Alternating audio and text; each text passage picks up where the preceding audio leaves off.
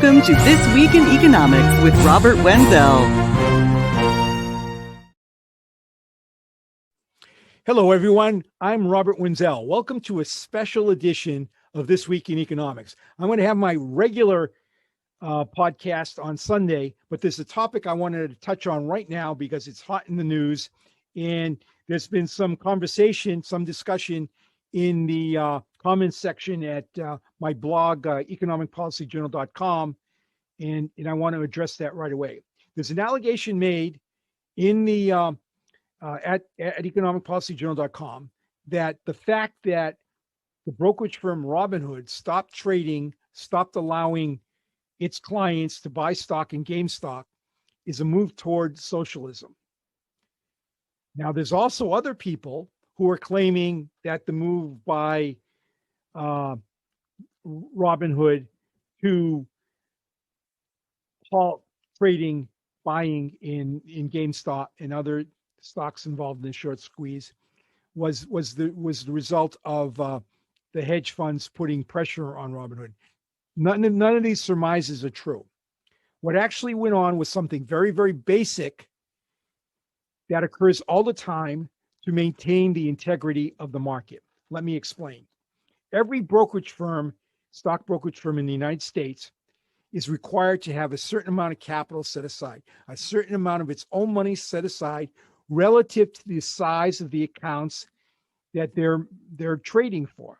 So, for example, if all the account holders at a brokerage firm have $1 million, there might be a capital requirement of $1,000 for the brokerage firm itself. What this means is if there's something goes wrong with the trade or whatever, the normal routine errors, that the brokerage firm has the money to back up for any losses that might occur so that the shareholders maintain their full accounts. Now, in addition to the capital requirements, most trades go through DTCC. All trades go through one exchange or another, and they all require different deposits. But the big one is DTCC, which stands for Depository Trust Clearing Corporation.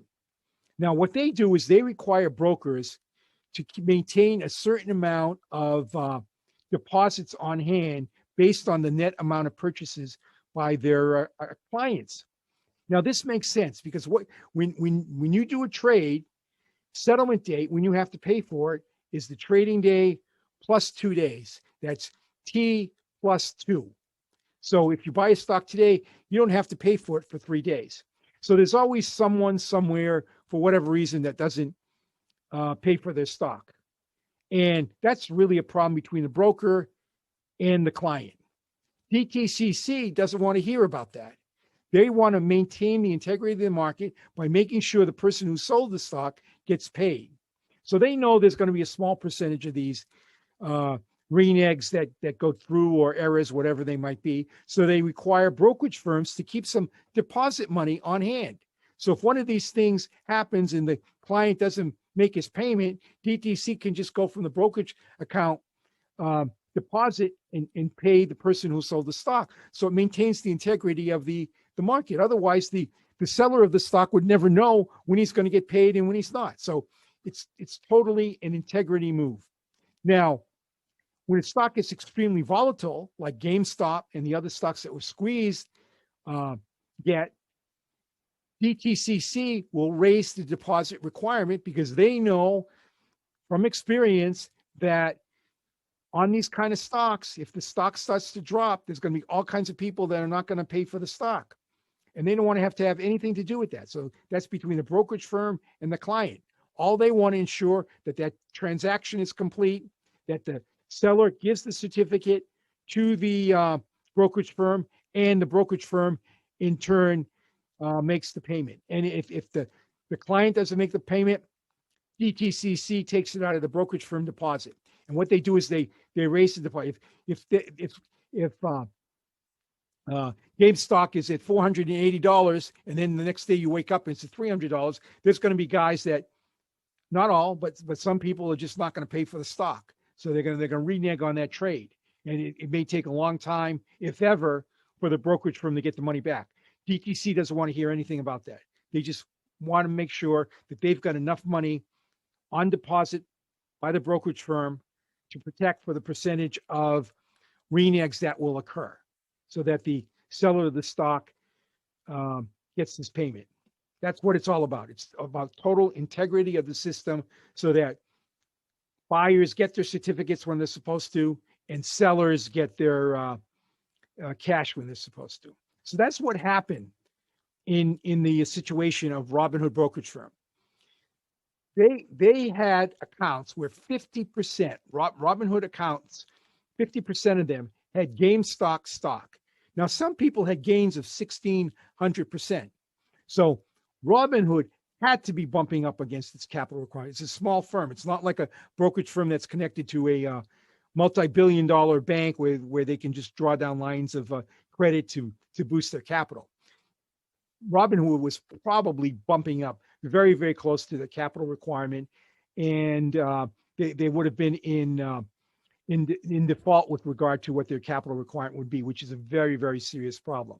So they stopped buying the stock for people, so that it would limit their exposure to not having enough money as the capital buffer. At the same time, DTC was raising its deposits wisely, because the GameStop and others are very volatile stocks, and just from history, these kind of things are the type where there's going to be more reneges than normal. I mean, not everybody, but it's going to happen. So DTC wants to make sure there's enough deposit money on hand, so that the seller of the stock on trading day +2 gets paid the way he is, even if the client doesn't pay the brokerage firm for the stock. DTC doesn't want to hear anything about that. They just want to make sure that the seller of the stock gets paid. So what they do is they know roughly what percentage of people will make the payment and what percentage may not, and how much they're going to require from the brokerage firm to keep up as a deposit, just in case the reneges occur. That's what happened. So Robinhood, being a small firm, did not have the kind of money available to just support trading without getting new influxes of money, which they did.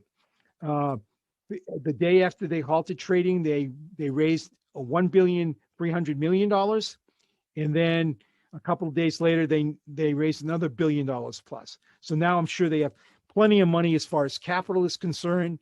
They have no concerns in the interim with regard to violating their capital requirements, and they have plenty of money for any deposits that DTC would require, so they can open up trading again. But that's what happened. It's nothing to do with a march towards socialism. It's a basic management of credit risk, and nothing to do with a conspiracy theory by the hedge funds. As a matter of fact, as far as the hedge funds are concerned, the top guys, the ones that are actually being charged with being at the head of this, Steve Cohen and Ken Griffin, actually benefited from what Robinhood did. Now it's and what the short squeeze people did. Now, on last week's Sunday's podcast, the GameStop squeeze, what is really going on, about halfway through that, I report on how exactly the Steve Cohen and Ken Griffin made out better than anybody else as far as this is concerned. That's the hidden story that few people know. So check out last week's podcast, and about halfway through, I get into what Cohen and Griffin did, which I consider one of the major, most shrewdest plays on Wall Street, and they were able to pull it off thanks to the short sellers, the people instituting the short squeeze. Very few people understand what happened there. But this other thing was credit risk. One more example of what this is like. Suppose you have a credit card and for Macy's, and you got a credit line, $500, $1,000, $5,000, $10,000, $25,000, whatever. And you use it regularly and all this kind of stuff. Then suddenly you go in one day and you call the store manager down and you say, I want to buy everything in the store. Here's my credit card. Okay. He's going to say to the guy, we give you a credit line, but this is based on your income, your job, your history, all this kind of stuff. I mean, we can't give you $1 million. You're going to have to multi-million-dollar credit on this, you're going to have to come up with a good chunk of the cash to do this. So this is not anything to do with Macy's suddenly going Marxist to socialist or anything like that. It's just good credit management and understanding when a payment needs to be made to maintain proper risk management. That's all these exchanges were doing. That's all Robinhood brokerage firm was dealing with. There's nothing else behind that. And that's it for my special edition here. I need to get that out because there's an extreme amount of confusion out there. Okay, be sure to check my regular podcast, which will be this Sunday, 7 a.m. Eastern Time. It'll be the wee small hours here, 4 a.m. Pacific, but it'll be nice and quiet and just us in on the spinning globe, watching the world go by. And my topic is going to be why your wage increase is mostly a joke. I don't know how many people understand it. There are very, very, very few people in the world that understand what wage increases really mean. There's a few times they mean something, but most times it's not. Almost all the time it's not. It's a joke, it's deceiving, it's misleading, and I'm going to explain it all on Sunday. Talk to you then.